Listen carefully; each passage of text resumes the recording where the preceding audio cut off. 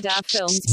Presented by Albina Recording Studio, Simrao. DJ Shiv Narayan.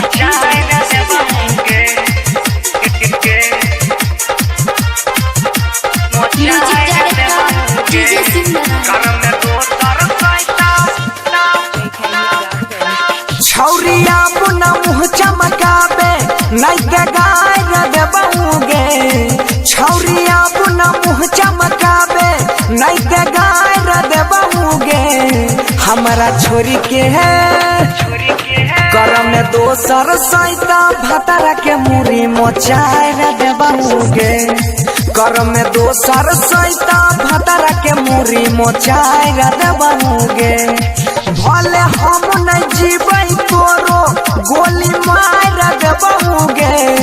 करम में दोसर सैता भतरा के मुरी मोचाय देबऊगे। करम में दोसर सैता ओकरो मुरी मोचाय देबऊगे।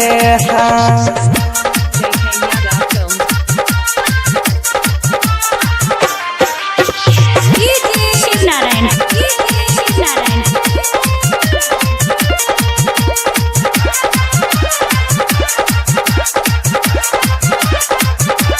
हाँ हाँ कौन छी कथिले पोछे रखिया के लोर गे। बसे नहीं देबो हमार दोसरा के भोर गे। हाँ कौन छी कथिले पोछे रखिया के लोर गे। बसे नहीं देबो हमार दोसरा के भोर गे। आई तो लोकना हमें जे सरवा देह ससाय देबऊगे। आई तो लोकना हमें जे सरवा देह ससाय देबऊगे।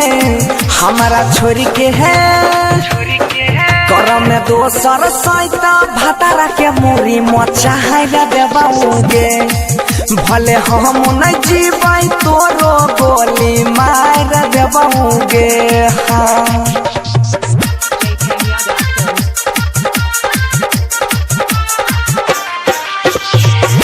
Shiv Narayan. Shiv Narayan. Presented by Albina Recording Studio, Simrao.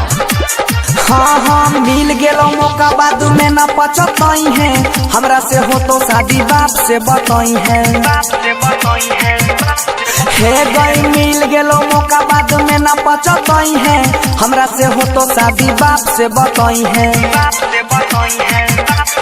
नीचा ऊपर सोना चांदी से छाय देबऊगे। नीचा ऊपर सोना चांदी से छाय देबऊगे। हमारा छोरी के है करम में दोसर सैता भतरा के मुरी मोचाय देबऊगे। अब भले हम नहीं जीबै तोरो गोली मार देबऊगे। JK Yadav Films. JK Yadav Films present. JK Yadav Films.